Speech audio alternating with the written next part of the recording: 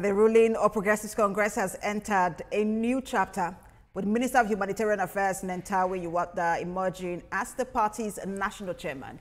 His election comes as the APC looks to solidify its grip on power across the country. During the NEC meeting in Abuja, President Tinubu charged governors to intensify grassroots development, tackle security, and key into food sovereignty reforms. This is Standpoint. I am Precious Amayo.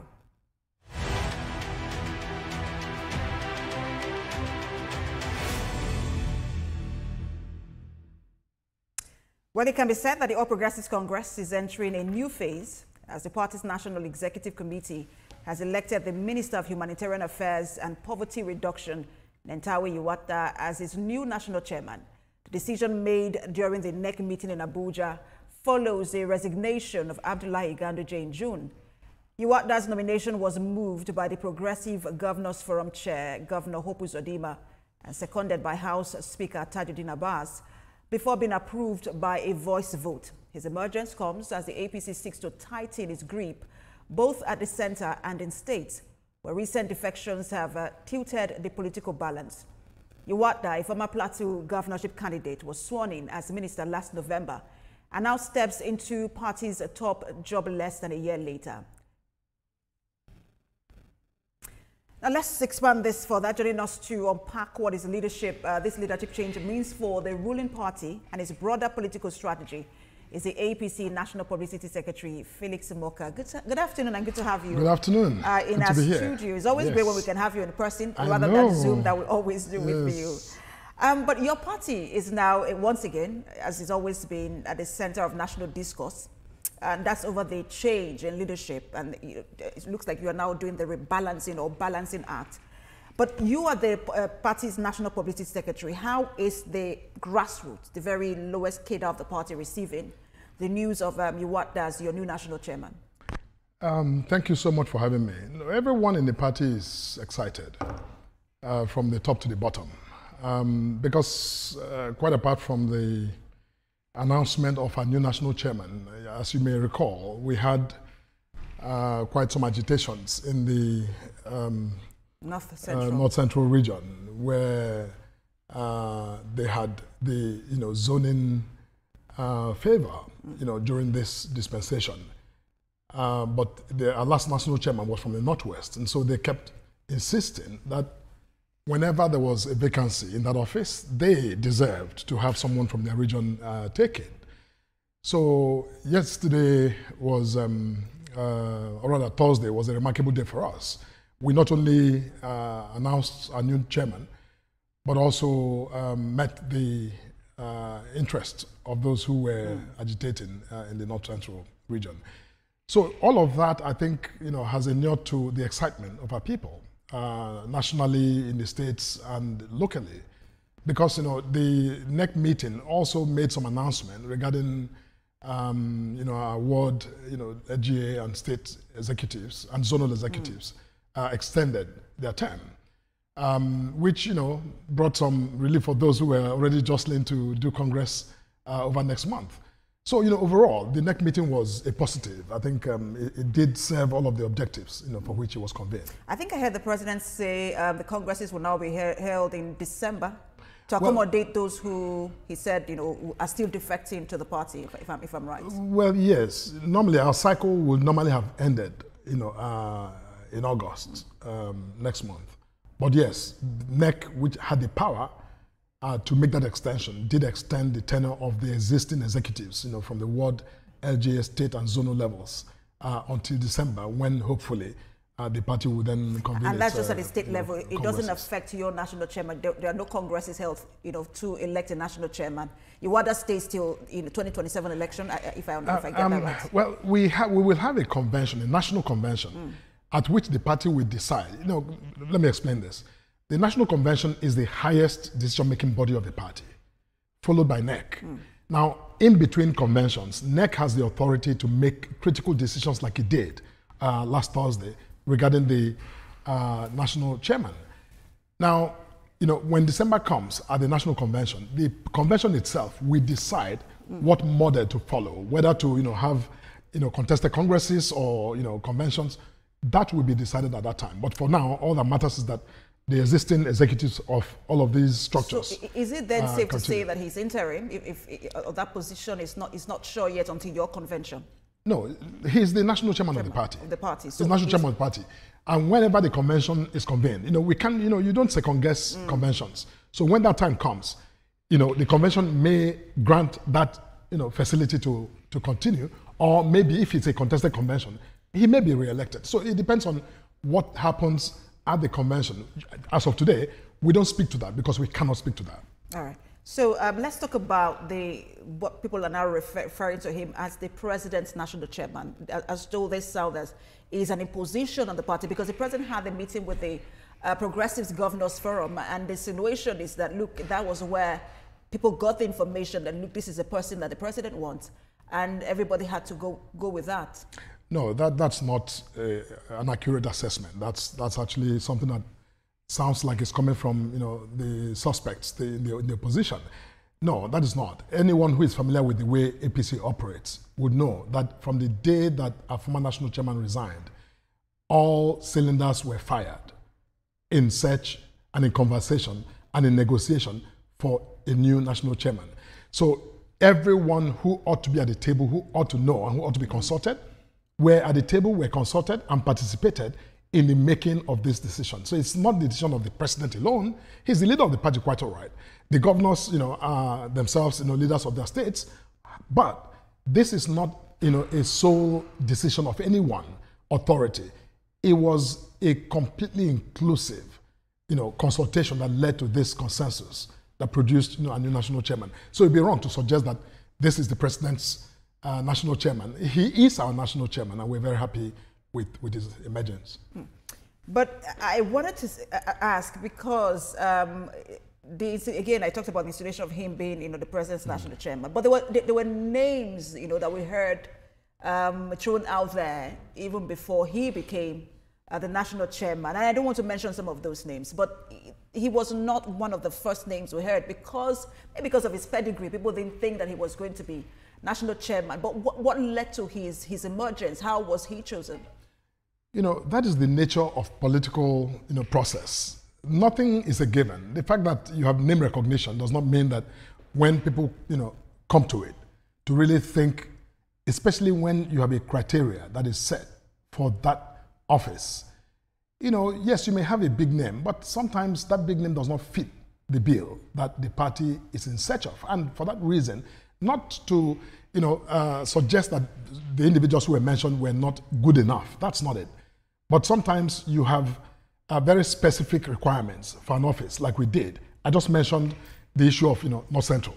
Now, anyone who was going to fill that position will have to think around the existing or the lingering agitations by people in North Central for that position. You can't wish it away. So it was, somehow, an unspoken requirement. But anyone who was around the table knew that that factor was also critical.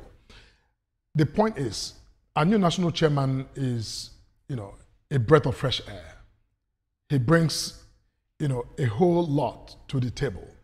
Don't forget that APC is growing. People are surging into our party every day, coming from, the opposition, coming from the, mainstream society into our party.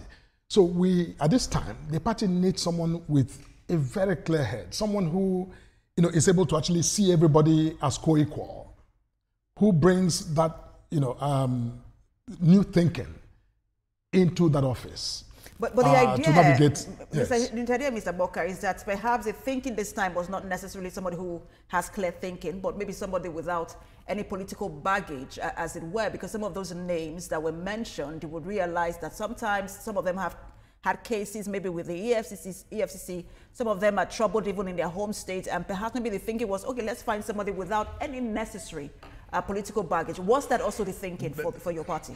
Well, that's how you put it, but we don't put it that way. We simply think of, what we require.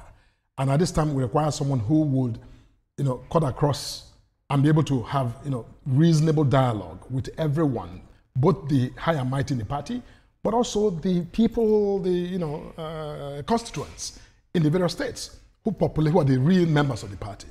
So someone who can relate to the young and relate to the old and really forge a common ground for unity. And a new national chairman is that person, as the party has decided. Because, he's new in so many ways. Yes, he doesn't come with the, if you will, the political, well, he has his own gravitas, but he comes with, he doesn't come with, for example, he was not a former, governor. Because that's the line that your party has always told. You've always had former governors as your national chairman. This is a complete departure. And people are wondering, does he have the political gravitas, especially when it comes to managing conflicting and competing interests within your party? This new chairman was a sitting minister of a major ministry in the national government. Short term. He was a minister. He was appointed minister, to serve. Whether he was there for, 1 year or, 1.5 years is irrelevant. He was found worthy and was vetted by all of the, agencies and confirmed by the Senate to become Minister of the Federal Republic. Now, that by itself is no mean, qualification. But the point that we're making is that it's not just about having this, mighty name that we need at this time. We need somebody who is smart, and he is smart. We need somebody who has mature judgment.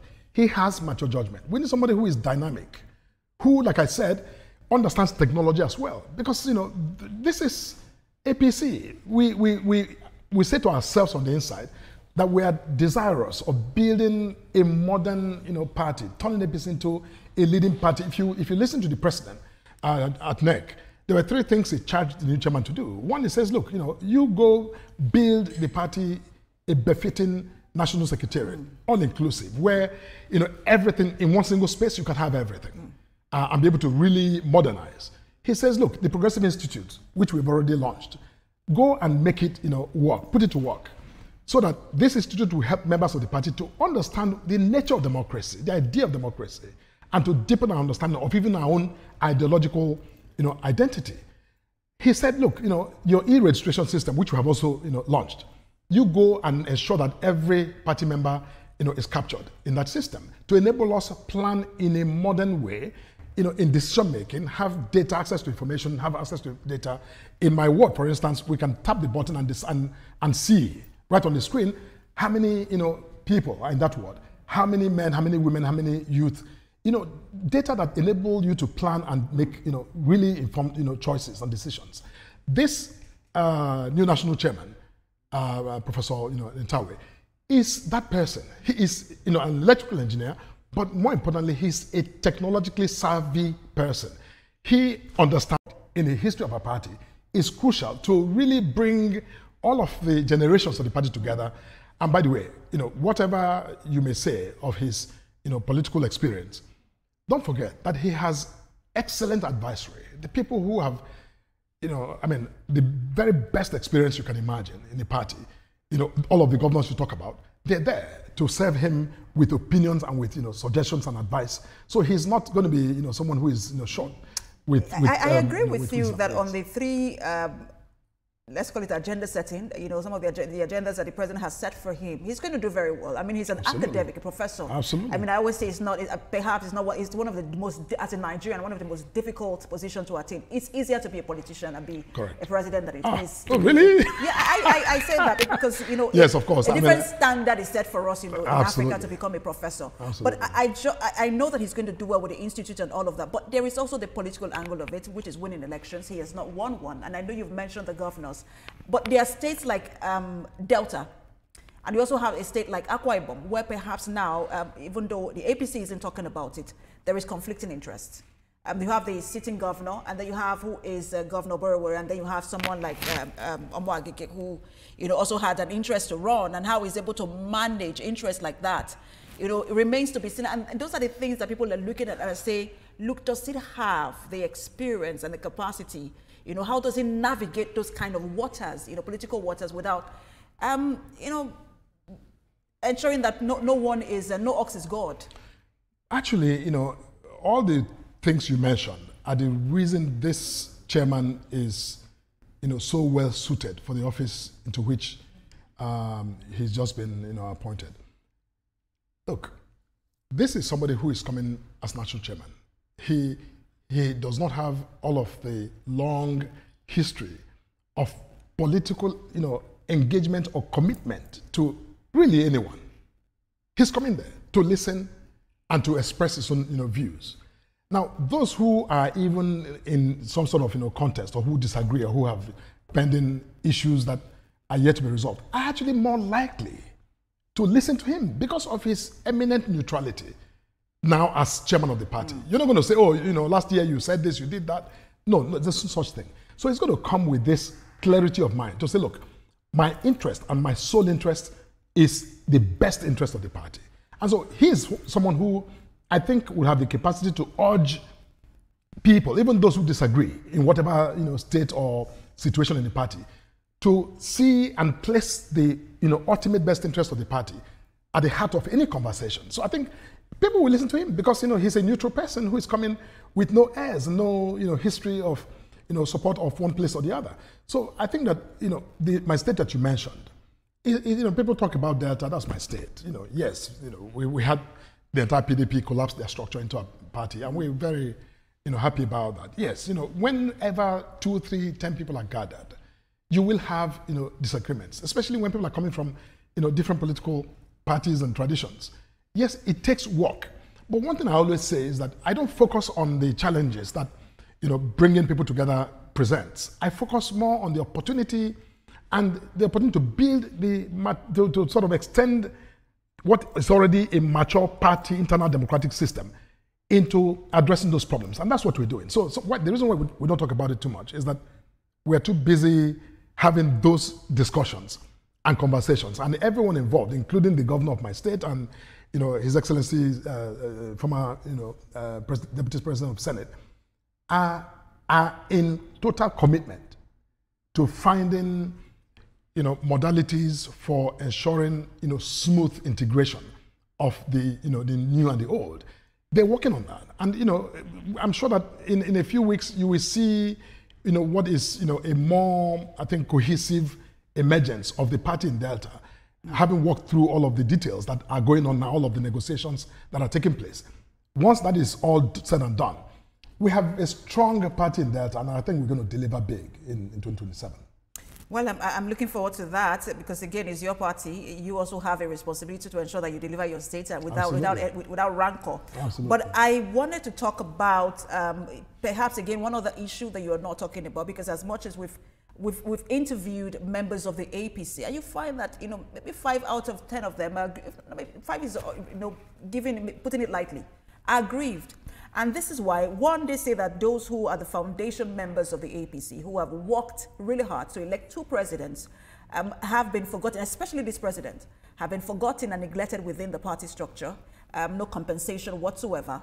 And there are those who say, again, just as Nigerians, some of the policies of this administration has also put them in a very difficult position in terms of their finances. And so this is not what they campaigned for. And so I'm wondering, and these are aggrieved members, and your members who are saying, the inter-party crisis that you're likely to, opposition you're likely to face, is nothing compared to the intra-party opposition you're likely to face. And so I'm wondering how this new chairman will also navigate situations like that. Yes, it is true that in our party you may have individuals or people who feel like the party has not done for them what they have done for the party, has not that they've not been properly, rewarded or even recognized. That people say that, and the people who feel that way, and those who feel that way, you can't second guess them. You can't begrudge them for holding their views. But I think that they also understand, even when they say that, they understand that it is impossible for the party to take all of the members of the party, assuming we are 30, 40 million people, to customize benefits for every single person. Because, you see, there's a difference between a party and, when you win an election and the president emerges president. When the president becomes president, he's the president of everybody. He's the president not just of APC people. So you don't expect that the president is simply going to, wake up in the morning every day, what do I do to, appease members of my party alone, when he has a constitutional obligation to govern, and to govern, again, in the best interest of everyone who is Nigerian. Now, having said that, systems of reward in a party, again, it's not an event. It's a process. It's a program. It happens and will continue to happen as we move on. This is just 2 years in the administration. I think we have another 2 years, and there will be other ways, whether it's by appointments or by other, benefits that members who have worked for the party will, in fact, be recognized, going forward. And should we win, as I hope we do, in 2027, that's another 4 years of, opportunity for the, administration to reach out to our members. But beyond that, I don't think that the suggestion about the difficulties that people are going through is anything that is extraordinary. This president was very clear when he took office. He said, I will. He looked at Nigerians in the face and said, look, I am taking out the fuel subsidy, which already by law, by the way, was already conditioned to go by, I think, by June or so. Now, this president, I think everyone, not just party members, every Nigerian must commend this president. One, for his courage in making that decision, because he's not the first who attempted, who thought of doing that, but others buckled. They didn't do it because of what we're discussing, because they knew that there was no way, there was no romantic way to take up fuel subsidy and unify our currency without some momentary, temporary difficulties. There was no way about it. And which is why, quite frankly, the reason why this, I'm not affected by this conversation is that those in the opposition, who you would think by now will be, jumping around, telling Nigerians, this is what we're going to do about, our, foreign exchange system. This is what we're going to do about fuel subsidy. None of them has had the courage to come forward to say, I am going to restore fuel subsidy, or I am going to, again, go back to dictating the value of the naira. They haven't done that. The reason they've not done that is that they know that it's absolutely suicidal for them to make such suggestions. So if that is true, then what exactly is the point in the criticism of this government? Yes, you can say things are hard, but President said so. Nobody is saying anything new. I think the point, the same man who, I think the point, yes. Mr. Mokara, is palliative measures. People don't think that the president or this administration, maybe the ministers haven't done enough to ensure that there is enough palliative, and not just in the cash transfer, but really solidified, long-lasting palliatives that people can hold on to say, if we're not getting, if this is taken away, perhaps we now have this, and so we can hold on to this. Let's not forget that electricity subsidy was also taken away. And so that's a lot for people to grapple with, yet with nothing coming in to cushion the impact. But the people you were referring to, who you said were complaining, party people who would raise their voice to the level where it reaches, the public space, are not people who themselves are even eligible for palliatives. They're not. Some of them are party operatives who have, functioned in so many capacities and who in their own private lives are doing okay. So they may say these things, but let's talk about the ordinary Nigerian. Now, and that's what I'm talking about, because you were talking about the opposition and how they are criticizing the president for removing fuel subsidy. But I'm saying that what they're actually talking about is not just the removal, but what the administration has done to ensure that at least the impact of the removal is cushioned. This administration, very early on after the announcement of the policies, moved in consultation with Labour to raise minimum wage. Now, that has been done. Yes, is it 100%, operational now? Maybe not. Because, again, the federal government does not control all of the states, does not dictate to them how to, pay their workers, and even the private sector as well. So, but that is done. For students who are a critical, body of stakeholders in this country, the president announced a student loan system that is providing tuition and, subsistence support to students in this country today. Any student who is still out there, who is stressing their parents to pay fees and to, their uncles or aunts to pay fees, they need to know that they can go have access to this facility to pay their fees and actually to live. Beyond that, the cash transfers, all of the social investment, programs are delivering value to Nigerians. You see, the truth of the matter is that we are a country of, nearly, now I think we're chasing 300 million people in this country. So it's a huge country. You don't expect that every single individual will be, captured in 2 years, for example, for the purpose of assessment and delivery of, palliatives. But if you see those who are really, I think probably the bulk of our people who engage in agriculture in this country are doing well. They're doing well, incontrovertibly. Nobody controverts that now, today, because, farmers, what is cost to you in the city is income to the farmer, in the village who is producing the tomato that you're buying and you're complaining is growing higher. The reason is that, the economy is in transition. This government is trying to tackle problems that were left untackled generationally. Over generations of presidents who simply coasted along, kicked the can down the road for the next president. This president said, no, on my watch, I won. I know I'm going to be somewhat, people may not like me that much, but I will really do the best I can to tackle these problems because they go to the root of the survival of this country. And so, yes, it's tough, but it's getting better. Inflation is turning down. There are indicators that things are beginning to normalize. Our Naira has become, relatively stable. Even against the fluctuations in the oil market, the Naira has been, very resilient. That's a good sign. It's letting those in the rail sector plan and deliver value. I'm sure you've seen tributes from the likes of, Femi Otedola and, Dangote, who are saying, look, our business has been more stable than before because of the policies of this government. These things take time. I'm not this sure is those 2 are years. the names you should be using. No, I will use them because they're the Nigerians captains. will say, well, those are the big men. How about the small and medium enterprises? But you can't discuss Nigerian economy without the likes of Dangote. These are key players. If Dangote struggles today, how many Nigerians are employed in Dangote, orbit? How many Nigerians? There are millions of them, perhaps, who are employed there. So if Dangote struggles and people lose their jobs, you're telling me it doesn't affect Nigerians? It does. It does affect the Nigerians. small businesses also, I would say, altogether, would employ much more than Dangote or Otedola, would do. Definitely. And so those are the ones who are actually buckling under the weight, of all of this situation that we have, whether it's a fuel price or electricity tariff. They're the ones who are going through it. But I wanted to also ask you, do you believe, do you think that the APC will be a really hot sell, for your party in 2027? Hard sell or hot sell? Hard sell. No, we will be a hot sell, not a hard sell. It's not hard to sell the APC.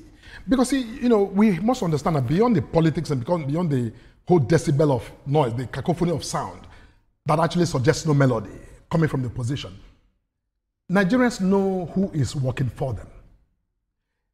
Our Naira card, you get outside this country now, you can, again, go and, use the Naira card to make purchases for those Nigerians who travel. Things are getting better. There's no, disputing that.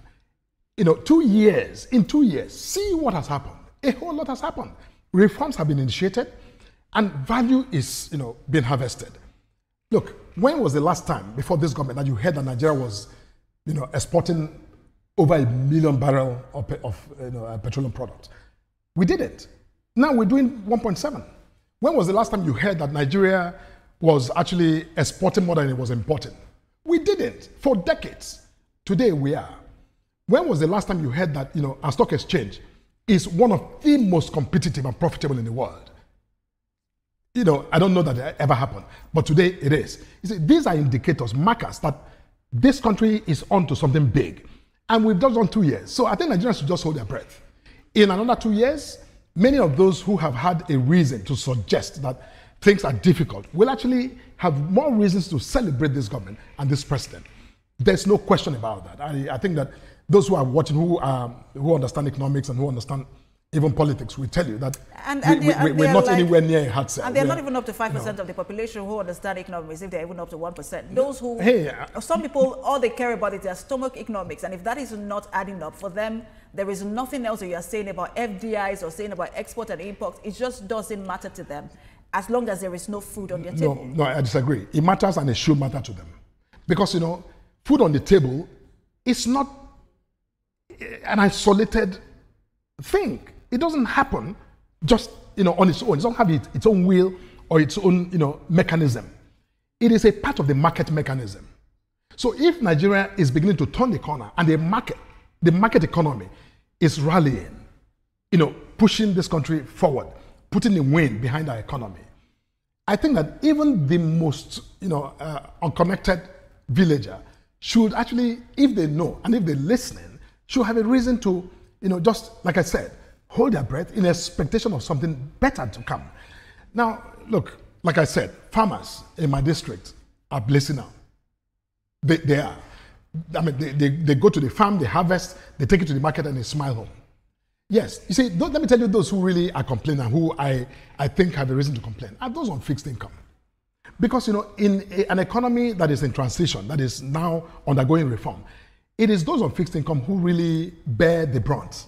The reason is that, inflation eats into their, monthly income or weekly income because, their employers are not in a hurry to increase their wages because there's surplus labor in the market.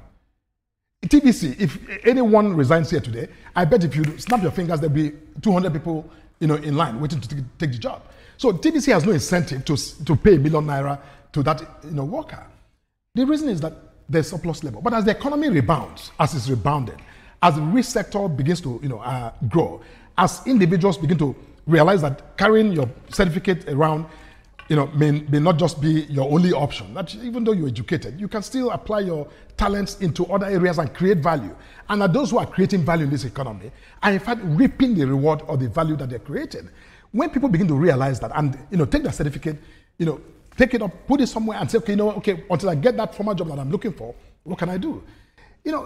When you do that, those are the ones who are, because you can set your price. The CNG, for instance, those drivers who were struggling with buying petrol at the pump price, who are converting their vehicles, are no longer complaining. They're able to move around, still make money under this economy. Again, that's another initiative of this government. You see, look, I think that what I want to say to tie this up is to say that 2 years is a long time in the life of those who are, challenged economically. And so I can understand their impatience. But 2 years is also just a 50% of the time allotted by our constitution to a president or to the governors or any elected officer to govern. I think that we need to just relax, because this studio that is beautiful like this, I bet when it was under construction you couldn't come in here. But today it's a beautiful postmodern studio because it's all done. Our economy is under renovation, under massive surgical renovation by this president.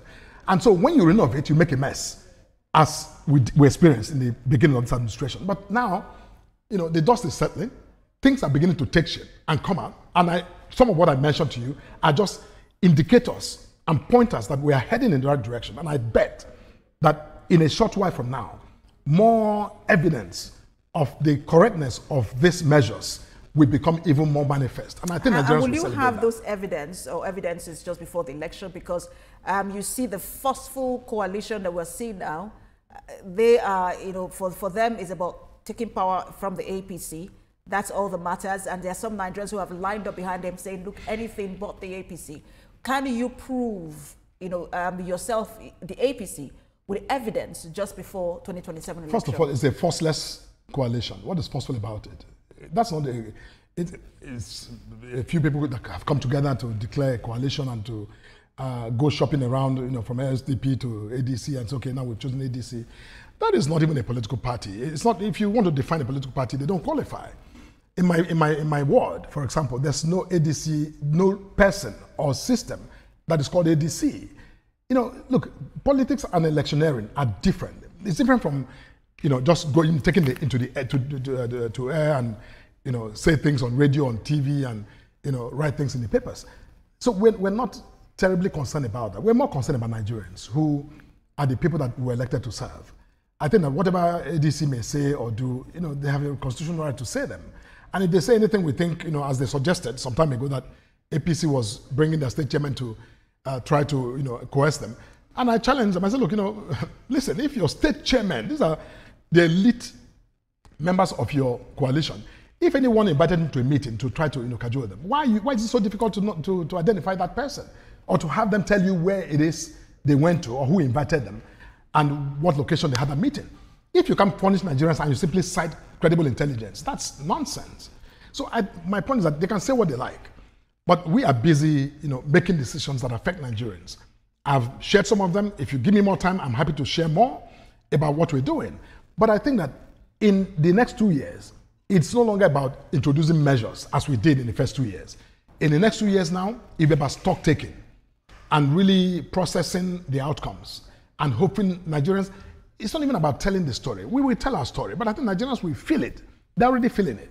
Those who are buying rice at, maybe upwards of 100,000 when we came, today rice is, probably about half or less than half of that.